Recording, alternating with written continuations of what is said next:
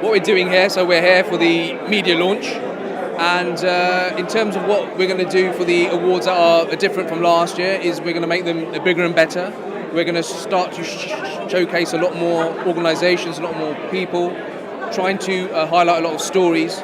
We really want to showcase role models. We want a lot more of the mainstream and people in India, people in Pakistan, Sri Lanka to know about what's going on here in the UK. The British Asian community does some really, really good work, and we hope that our organisation, Inventive Sports, in association with the ECB, that we can do really well and put on a really good show. The ECB coming on board is a crucial factor with the Club Cricket Conference. It means that we have got the governing body of cricket being supported by the equalities arm of cricket, and between the two of them, with the awards, we're breaking down barriers, understanding what the participation levels are, where the bottlenecks are, and how to overcome these bottlenecks. So we believe that you are starting to see more and more players who are playing in the academy start to break through to the first-class county squads, and that will lead to more and more knocking on the door of the national team. In effect, we'd like to be the event that encompasses everything, encompasses all. We are very aware of the British Asian diaspora in this country being very broad. As you mentioned, Sri Lankan community, Indian community, Pakistani community, Bangladeshi community. So we're there to engage. We're working with the likes of the ECB and the CCC to help engage with these organisations. The more we can do in terms of, so our first year was very successful, we engaged with a lot of organisations. We'd like to do a lot more. We would like to say to all these organisations, listen, in effect, we're all fighting the same battle. Let's do it together. Hence the reason why, as you can see in this room today, and during the awards, and which is a testament to our nominations, the shortlist, they come from all sections of the community, and that's something that we'd like to sort of portray as well. Sport actually brings communities together. It doesn't matter what sport it is, football, cricket, you name it. One of the things I see, having worked in the grassroots, is that people want to play in a team and they play for each other. So community, culture, and all religion, all of these things go out the window because it's all about playing as a team, learning from each other, and actually being the best you can as a unit.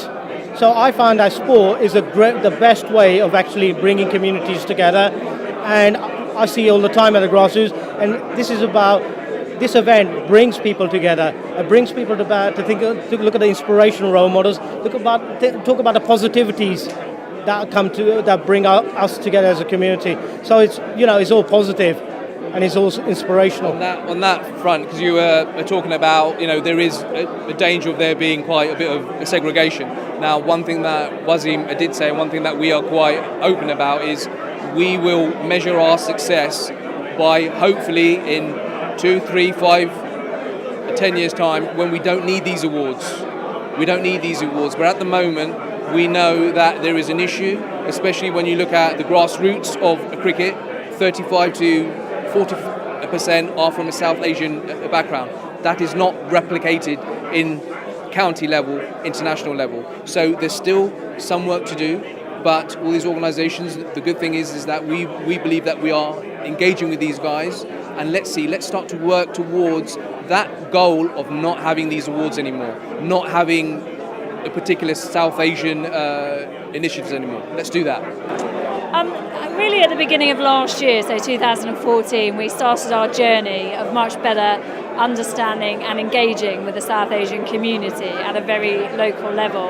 And I use the word journey rather than initiative because this journey won't finish. It suggests an initiative will end. So what we've been out, we've engaged, we've listened, and then this year is our year of improving what we do. So really for the grassroots level, we're understanding that we need to develop the talent pathway for young players, and we're working very hard, both internally with our regional performance team, but also out with the county academies to improve the talent pathway, to give some of these young girls and lads, an opportunity who are playing maybe in more park league cricket to develop themselves. We're also starting a process of upskilling and recruiting lots more coaches at a local community level who can then inspire and coach young people to get more people involved.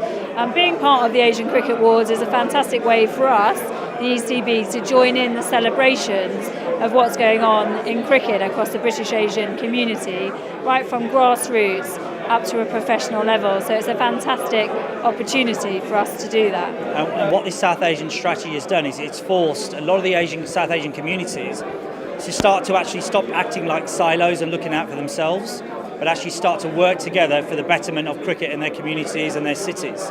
So I think from that point of view, it's been a great catalyst to get the communities working together, start to reward and recognise, good performances from grassroots right up to the professional game.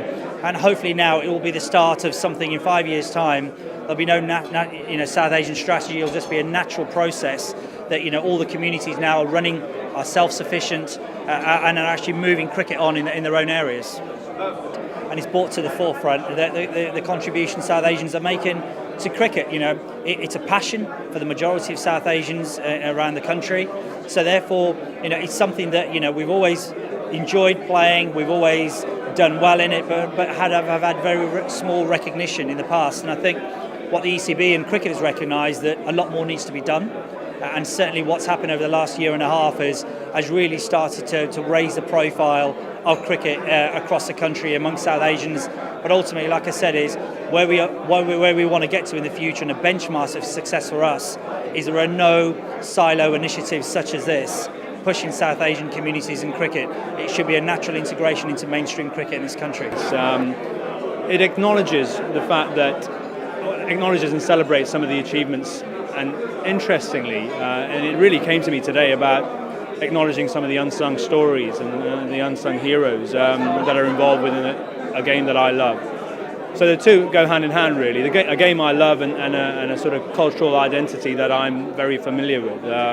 When I was asked to get involved last year, I sort of jumped to it because I do see the advantage in it. I see the advantage in promoting the achievements of a Moeen Ali, but equally I see the advantage in acknowledging some of the support that's at a sort of amateur level and at a recreational level that the game can provide.